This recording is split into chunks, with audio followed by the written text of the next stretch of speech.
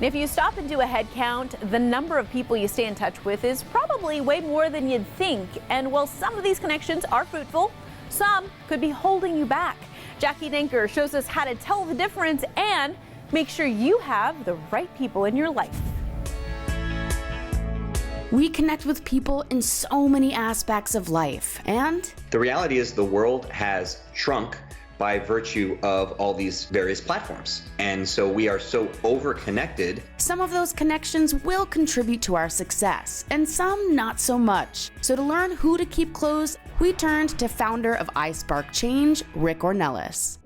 Starting with limited connections. You'll find that they take a drain on your time. You only have 5 minutes and they take 15. That drain on your time can be detrimental and can have an impact on your success. So if someone at work is eating up your time, you would say, hey Jackie, I'd love to chat, but I'm up against a deadline, so maybe you can send me an email with your questions and then I can get back to you a lot quicker. So you're not completely cutting them off, you are setting up a boundary for your own productivity. And then you can decide if it is something to expand.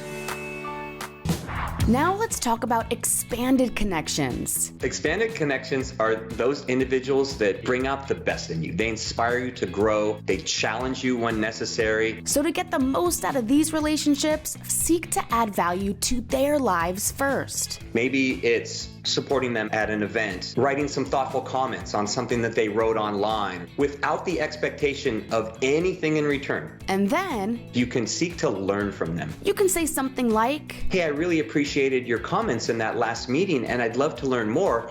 How about I take you for coffee? Or how about I take you to lunch so I can learn more?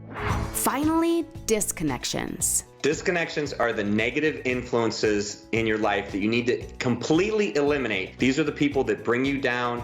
They don't support you in any way. For example, let's say you're on a good trajectory with your career, with your life, with your mental well-being, and then someone that's a negative influence starts to take you off course. So if you identify that this is happening, it's time to say goodbye. You can simply tell them that you are going in a different direction and that you can ask for their support. If you can't do that, I understand, no hard feelings. Succeeding in life by learning about our connections and disconnections.